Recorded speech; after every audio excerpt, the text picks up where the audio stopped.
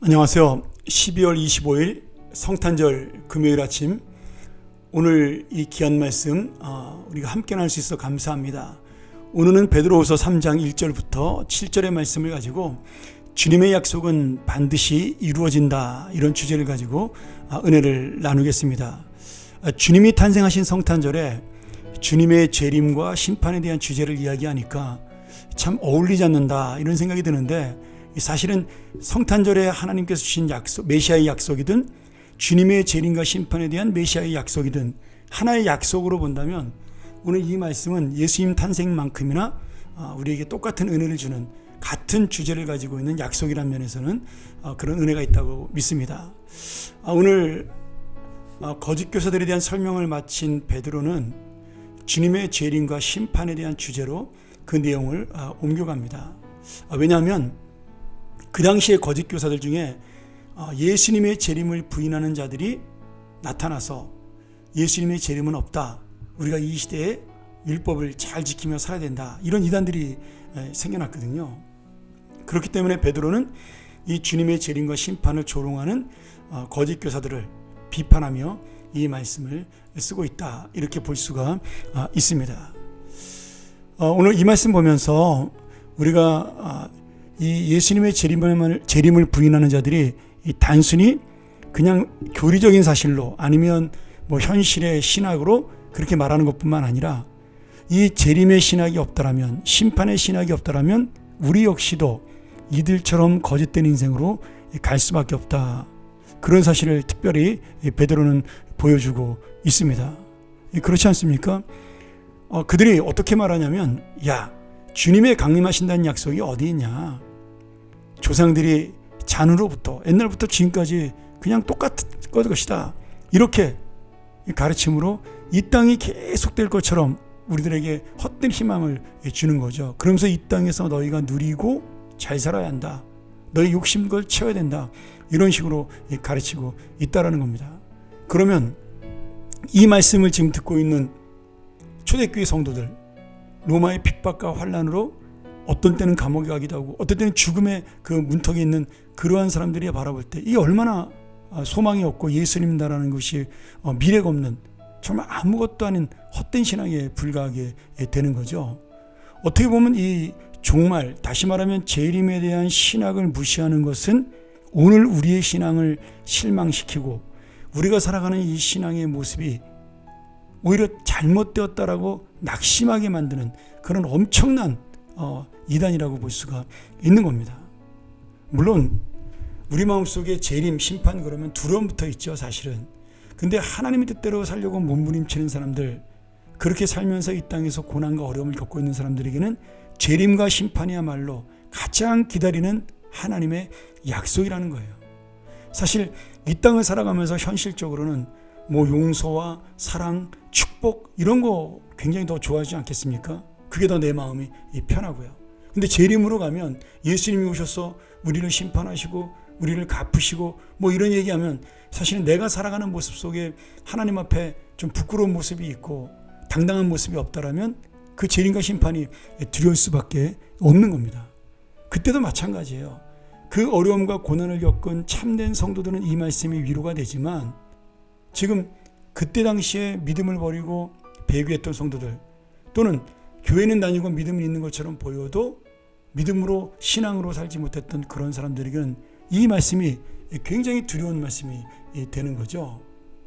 그러니 여러분, 오늘 이 베드로의 말씀이 우리에게는 두려운 말씀인가, 아니면 기다려야 될 정말 약속에 신뢰할 만한 말씀인가, 이것을 우리가 잘 놓치지 말아야 합니다. 한번 생각해 보세요. 예수님이 오실 때도 마찬가지였죠.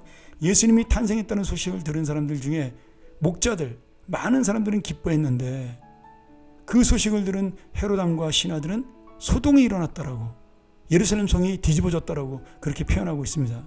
그들이 만약 메시아를 기다리는 참된 신앙을 가지고 있었더라면, 바른 하나님의 말씀으로 사는 모습을 갖고 있었더라면 그들이 그렇게 실망할 이유가 없는 거죠.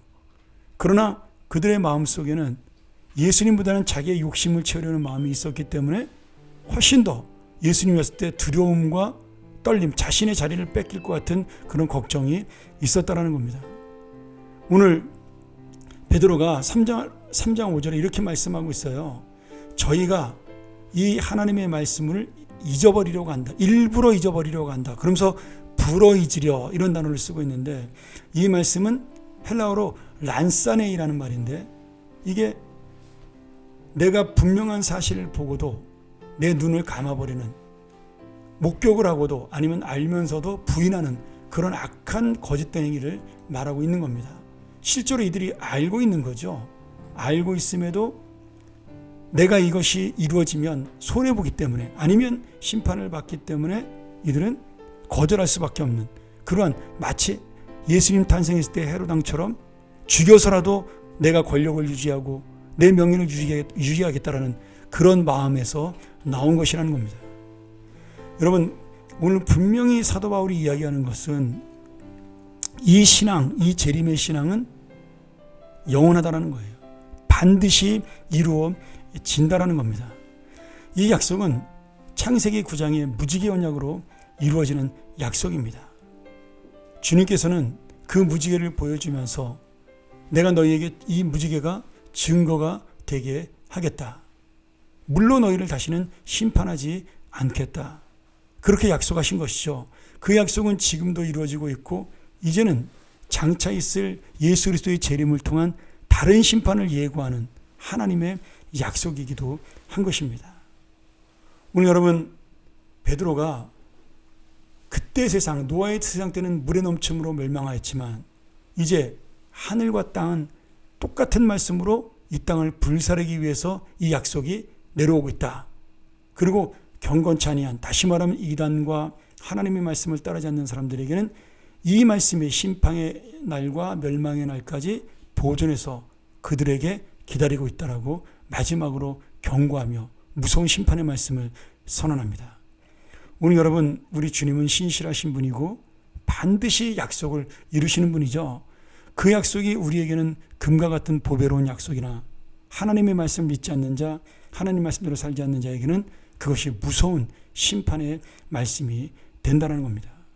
오늘 다시 한번 이 말씀을 통하여 우리가 주님의 약속은 이루어진다는 사실을 믿고, 나는 예수님 탄생할 때 헤로당처럼 주님을 거부했던 자가 아닌가, 아니면 이 베드로 시대에 예수님의 재림을 듣고 그 재림을 두려워했던 자가 아닌가, 다시 한번 돌아보면서 예수님을 환영했던 목자들처럼, 동방박사들처럼, 그리고 예수님의 마지막 재림을 소망하던 그런 초대교회의 아름다운 성도들처럼 우리의 믿음을 유지하며 주님의 재림을 기다리는 하나님의 사람들이 되기를 간절히 축원합니다.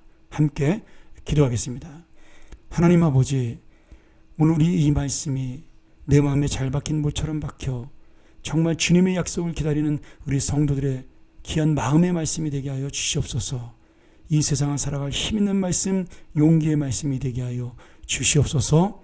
내가 이 성탄절 아침 주님의 말씀을 다시 한번 기억하며 예수님을 환영했던 그러한 믿음을 가진 자가 되게 하여 주시옵소서. 예수님의 이름으로 기도합나이다. 아멘.